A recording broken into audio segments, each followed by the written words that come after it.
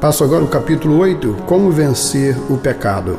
Em todos os períodos do meu ministério, tenho encontrado muitos cristãos professos em lamentável estado de escravidão ao mundo, à carne e ao diabo, pois o apóstolo diz claramente: o pecado terá domínio sobre vós, pois não estáis debaixo da lei e sim da graça.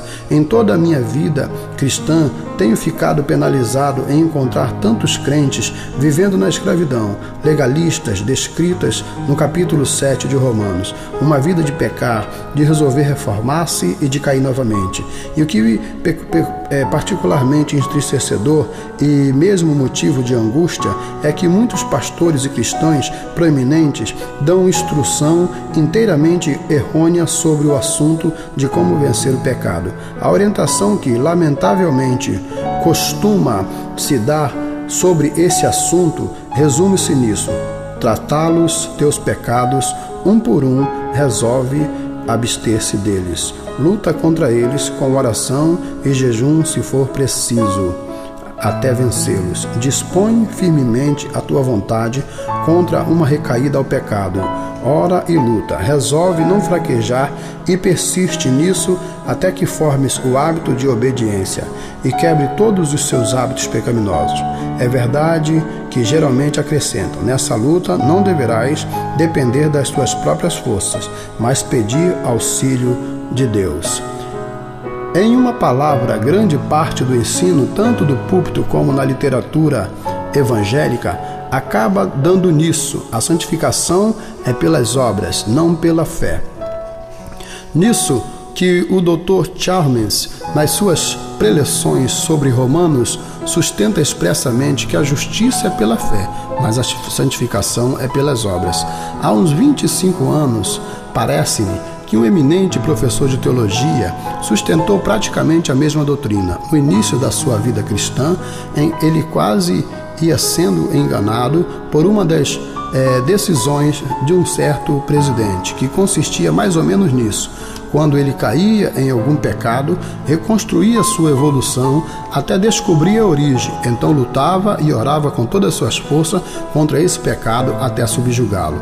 Isso, como se vê, é dirigir a atenção ao ato patente do pecado, sua fonte ou ocasiões, tomar a decisão e lutar contra o ato. Fiz-nos concentrar a atenção no pecado e na sua fonte, desviando-a inteiramente de Cristo. É essencial esclarecermos o quanto antes que todos os esforços dessa natureza são inúteis e não raro resultam em desilusões. Em primeiro lugar, é perder de vista o que realmente constitui o pecado, e em segundo, abandonar e desculpar toda maneira viável de evitá-lo. Desse modo, poderá ser dominado e evitado o ato ou hábito exterior, enquanto que aquilo que realmente constitui o pecado permanece intacto. O pecado não é externo, e sim interno. Não é movimento muscular, nem mesmo evolução causadora de ação muscular. Não é um sentimento ou desejo involuntário, é um ato ou estado voluntário da mente. O pecado é nada menos do que aquela escolha voluntária e fundamental, aquele estado de submissão ao agrado próprio, donde procede as volições, as ações externas, os propósitos, as intenções, enfim, toda a causa que são comumente chamadas de pecado. É contra que estamos agindo quando tomamos resoluções e fazemos esforços para suprimir hábitos pecaminosos e formar outros santos. O amor é o cumprimento da lei, mas podemos induzir o amor por meio de decisões? As decisões eliminam o egoísmo? Claro que não. Podemos suprimir esta ou aquela manifestação ou expressão do egoísmo, resolvendo não fazer isto ou aquilo? Orando e lutando contra o mal, podemos resolver prestar obediência ao mandamento de Deus. Mas arrancar do peito o egoísmo por meio de resoluções é um contrassenso. Assim também é contrassenso o esforço para conseguir, por meio de decisões, obedecer em espírito o mandamento de Deus conforme a lei de Deus. Há muitos que sustentam que o pecado consiste nos desejos, que seja, dominemos por força de resoluções o nosso desejo. Poderemos, pela resolução, deixar de satisfazer determinado desejo? Poderemos fazer ainda mais, abstendo-nos de satisfazer o desejo em sua manifestação exterior? Isso, porém, não é assegurar o amor de Deus. O que é que constitui a obediência? Se nos tornarmos anacoretas, emparedando-nos em uma cela e crucificando todos os nossos desejos e apetite no que se refere à sua satisfação, apenas teremos evitado certas formas de pecado, porém a raiz que realmente constitui o pecado não seria tocado. Nessa resolução não assegura o amor, a única verdadeira obediência a Deus. Todo nosso batalhar contra a manifestação exterior do pecado, a força das resoluções, apenas acabam tornando-nos em sepulcros caiados. É inútil lutar contra o desejo a poder de resoluções, pois tudo isso, por mais bem-sucedido que seja o esforço para reprimir o pecado, quer na vida exterior, quer no desejo interior, acabará em desilusão, pois a poder de resoluções não podemos amar. Todos os esforços dessa natureza para vencer o pecado são inúteis e ainda em desacordo com a Bíblia. Esta ensina expressamente que o pecado é vencido pela fé em Cristo. Ele é o caminho, a verdade e a vida. Disse a respeito dos crentes em seus corações, são purificados pela fé. Atos 15:9. Em Atos 26:18, afirma que são santificados pela fé em Cristo. Em Romanos 9:31-32, lemos que os judeus não atingiram a justiça porque não buscaram pela fé, e sim pelas obras. A doutrina da Bíblia é que pela fé, Cristo salva o seu povo do pecado, que o Espírito de Cristo é recebido pela fé para habitar no coração. É a fé que opera pelo amor. O amor é operado e sustentado pela fé. Pela fé os crentes vencem o mundo, a carne e o diabo, e pela fé se apagam todos os dardos inflamados do maligno.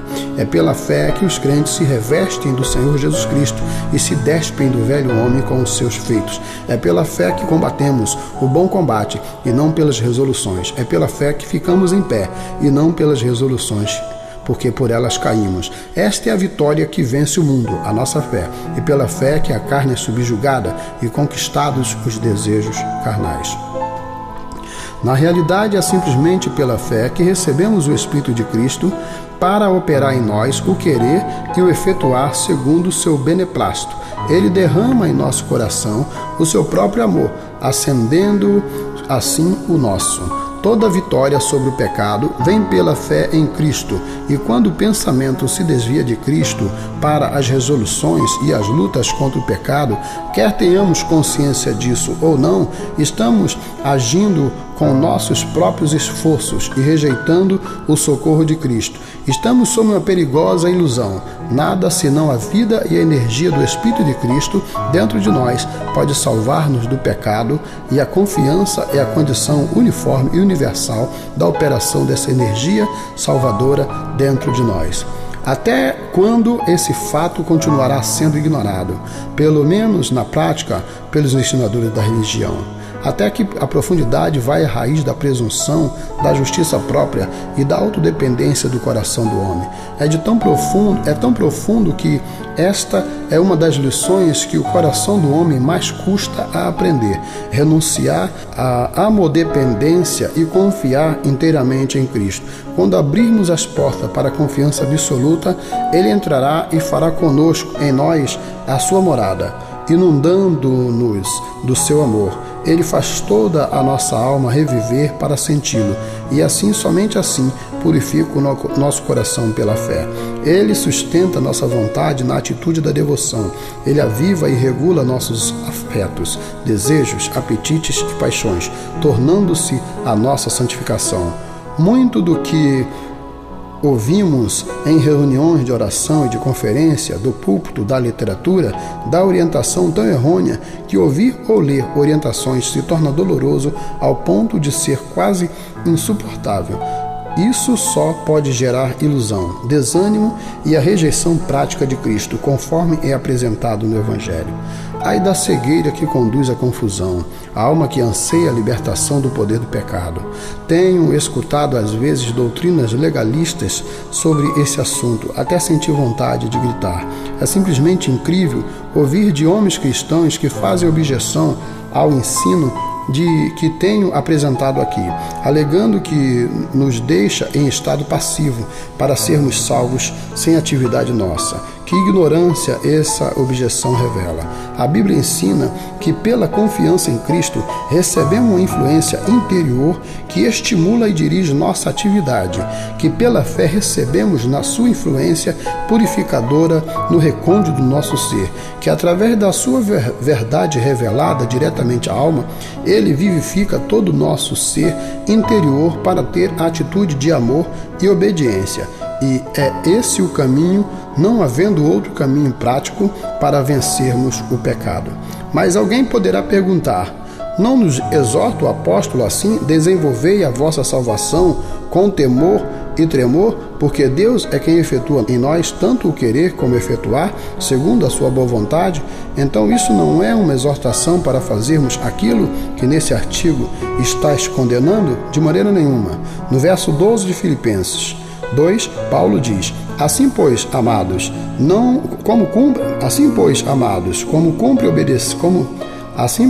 amados meus, como sempre obedeceste, não só na minha presença, porém muito mais agora na minha ausência, desenvolvei a vossa salvação com temor e tremor, porque Deus é quem efetua em nós tanto o querer como o realizar. Segundo a sua boa vontade, não há aqui nenhuma exortação a trabalhar por força de resolução, mas sim por meio da operação interior de Deus. Paulo nos tinha ensinado quando estava presente com eles. Agora, na sua ausência, exortava-o a desenvolver a salvação não pela resolução, mas pela operação de Deus.